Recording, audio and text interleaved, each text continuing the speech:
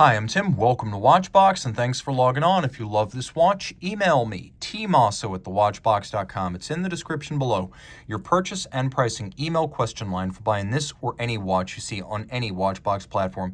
Please reach out to me directly for pricing. Email tmosso@thewatchbox.com for pricing details.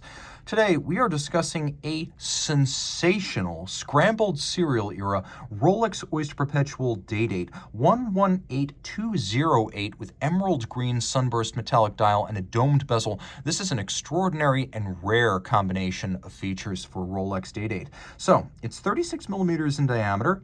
In yellow gold, 12.4 millimeters thick from lug tip to lug tip. It measures 43.2 millimeters, and if we add the end links of the President bracelet, is 47 millimeters across the wrist. It's 20 millimeters in end link width, so the distance between the lug horns is 20 millimeters. I can't imagine you're ever going to want to put this watch on a strap, but if you did, 20 millimeters would be the size. Throwing it on my 16 centimeter circumference wrist, it is a perfect match. The lugs are so short side to side, you can really see that from over the top. This watch is suitable for a wrist as small as 13 centimeters in circumference, so even a lady or a petite person could wear this watch well. With a rather flat profile and that domed bezel, it slides easily underneath the cuff as a dress watch should, and it's nicely counterweighted by the bracelet and the clasp. Taking a quick look at the President bracelet, it's worth mentioning that though the watch is often nicknamed the President due to its illustrious, infamous, and legitimately famous ownership history, all of the above, truthfully. This is properly the Day-Date. The watch has always been the Day-Date since its launch in 1956, but the bracelet is properly named the Rolex President. And you can see it's a nice design. It's got the three-link profile of the Oyster, but the short cross-sections of the Jubilee, so it's supple and silky like a Jubilee, but it's also strong with minimal play like an Oyster. It is tapered slightly. There's a conforming end link that better mates the bracelet to the case with no gap between the two. And then we have polished centers, polished outer faces, and then satin shoulders. The removable links are fixed in place by screws, and you can see there are quite a few of them, so you're going to be able to fine-tune the fit here. We have a thick gauge, yellow gold, single folds, deploying clasp. You can see that there's a little pivoted lock here. So there's a beak and a hook. The two latch together, and you actually have to unlatch it to open up. It's no longer friction fit. It's quite secure, almost like a sports watch clasp. If you look externally, you can see it's still the crown clasp. The only clue as to the partition point between the two sides is the 5-point coronet. Rolling back to the case, it's worth mentioning Rolex has its own foundry. It makes its own metals. It has its own smelter for gold, and in fact, it makes its own alloys. So the bracelets, the cases, and the clasps are all Rolex made.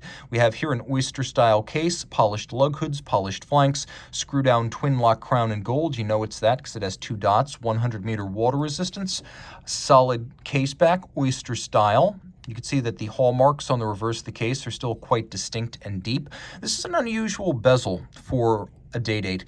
It's domed. Usually they're fluted.